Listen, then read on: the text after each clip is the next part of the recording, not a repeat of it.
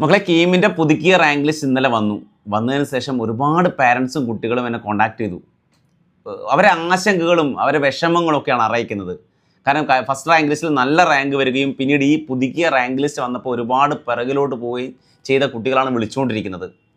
അപ്പോൾ കഴിഞ്ഞ ദിവസം വാർത്തയിൽ ഒരു കുട്ടിയുടെ മെസ്സേജ് ഒരു കുട്ടിയുടെ വാർത്ത കണ്ടു. 2000 റാങ്ക് ആയിരുന്നു ഫസ്റ്റ് റാങ്ക് ലിസ്റ്റ് വന്നപ്പോൾ ആ കുട്ടിക്ക്. പിന്നീട് ആ കുട്ടിയുടെ റാങ്ക് 5000-ലേക്ക് മാറി. അപ്പം നമ്മൾ സിമ്പിളായിട്ട് ചിന്തിച്ച് ആ കുട്ടിയുടെ ഒരു മാനസികാവസ്ഥ 2000 റാങ്ക് വന്നപ്പോൾ ആ കുട്ടി ഒരു കോഴ്സ് എടുക്കാനുമൊക്കെ മാനസികമായിട്ട് തയ്യാറായി കഴിഞ്ഞു കാണും. ഇപ്പോൾ പിന്നെ പുതുക്കിയ റാങ്ക് ലിസ്റ്റ് വരുന്ന 5000-ലേക്ക് മാറുന്ന സമയത്ത് അവൻ ആ കോഴ്സ് കിട്ടണമെന്നില്ല. അപ്പോൾ ഇങ്ങനെ ഇതൊരു കുട്ടിയുടെ അവസ്ഥയല്ല, ആയിരക്കണക്കിന് കുട്ടികളുടെ അവസ്ഥയാണ്. ഒരു പക്ഷേ അധികാരികൾ ആദ്യമേ ഒന്ന് കണ്ണ് തുറന്നിരുന്നെങ്കിൽ ഈ കുട്ടികൾക്ക് ഇങ്ങനെ ഒരു മാനസിക അവസ്ഥയിലൂടെ കുട്ടികൾ കടന്നു പോകേണ്ട ഒരു അവസ്ഥ വരില്ലായിരുന്നു.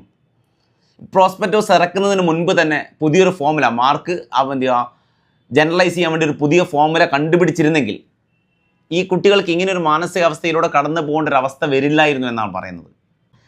ഈ ഒരു റാങ്ക് ലിസ്റ്റ് വന്നപ്പം ഏറ്റവും കൂടുതൽ എഫക്റ്റ് ചെയ്തിരിക്കുന്നത് സ്റ്റേറ്റ് സിലബസിലെ കുട്ടികളാണ്. ഇപ്പം നിങ്ങൾ റാങ്ക് നോക്കുകയാണെങ്കിൽ ആദ്യത്തെ 100-ൽ 21 കുട്ടികൾ മാത്രമേ കേരള സ്റ്റേറ്റ് സിലബസിൽ എഴുതിയ കുട്ടികളുള്ളൂ.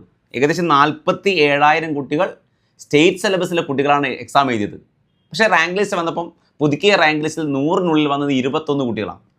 അപ്പോൾ നമ്മൾ CBSEയിലെ നമ്പർ ഒന്ന് കമ്പയർ ചെയ്ത് നിങ്ങൾക്ക് അതിൻ്റെ ഡിഫറൻസ് മനസ്സിലാവും. CBSEയിൽ ഏകദേശം 18,000 കുട്ടികൾ മാത്രമാണ് എക്സാം എഴുതിയത്. 18,000 കുട്ടികൾ.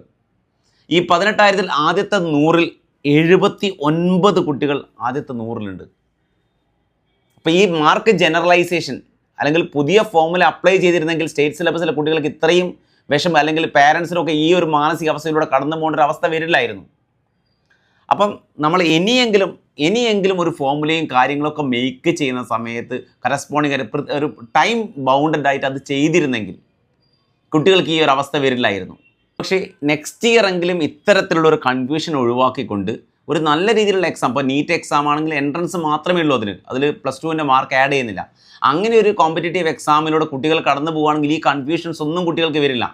എന്തിനു വേണ്ടിയാണ് ഈ +2-ൻ്റെ മാർക്ക് ഇതിലേക്ക് ആഡ് ചെയ്യുന്നത്? ആർക്കും ഇതുവരെ മനസ്സിലായിട്ടില്ല. എല്ലാ കുട്ടികളും ചോദിക്കുന്ന ഒരു ക്വസ്റ്റ്യൻ ആണത്. എന്തിനു വേണ്ടിയാണ് ഈ +2 മാർക്ക് ആഡ് ചെയ്യുന്നത്?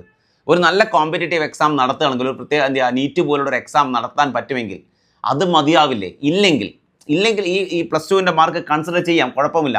പക്ഷേ ഈ ഒരു ഫോമുല ആദ്യമേ പ്രോസ്പെക്റ്റോസ് ഇറക്കുന്നതിന് മുൻപ് തന്നെ ഒരു ഫോമുല മേക്ക് ചെയ്ത് ഇങ്ങനെയായിരിക്കും കുട്ടികൾക്ക് വ്യക്തമായ ഒരു ഐഡിയ കൊടുക്കുക. ഇങ്ങനെയായിരിക്കും മാർക്കിൻ്റെ ജനറലൈസേഷനുള്ള ഒരു ഐഡിയ കൊടുത്തതിന് ശേഷം എന്ത് ചെയ്യാം, ഇങ്ങനെ ചെയ്യുകയാണെങ്കിൽ കുഴപ്പമില്ല. അപ്പോൾ കുട്ടികൾ വല്ലാത്തൊരു മാനസിക അവസ്ഥയിലൂടെയാണ് നമ്മൾ കുട്ടികളൊക്കെ കടന്നു പോകുന്നത്. പാരൻസിൻ്റെ ഏറ്റവും വലിയ സപ്പോർട്ട്, ഇപ്പോൾ റാങ്ക് ലിസ്റ്റിന് പുറകിലോട്ട് പോയ കുട്ടികൾക്കാണെങ്കിലും പാരൻസിൻ്റെ ഏറ്റവും വലിയ സപ്പോർട്ട് വേണ്ട ഒരു സമയമാണിത്. മക്കളെ പേടിക്കേണ്ട ആവശ്യമൊന്നുമില്ല. സീറ്റുകളൊക്കെ എക്സസൈറ്റ് കേരളത്തിലൊക്കെ നിങ്ങൾക്ക് അവൈലബിൾ ആണ്. അപ്പോൾ ബാക്കിയുള്ള സംസ്ഥാനങ്ങളിലൊക്കെ അഡ്മിഷൻ നടന്നുകൊണ്ടിരിക്കുകയാണ്. ഇപ്പോൾ അഡ്മിഷൻ അവർ പാതി സ്റ്റേജിലാണുള്ളത്. അതുകൊണ്ട് തന്നെ പെട്ടെന്ന് തന്നെ ഈ അലോട്ട്മെൻറ്റും കാര്യങ്ങളൊക്കെ ഇവിടെ നടക്കുമെന്ന് തന്നെയാണ് നമ്മൾ പ്രതീക്ഷിക്കുന്നത്.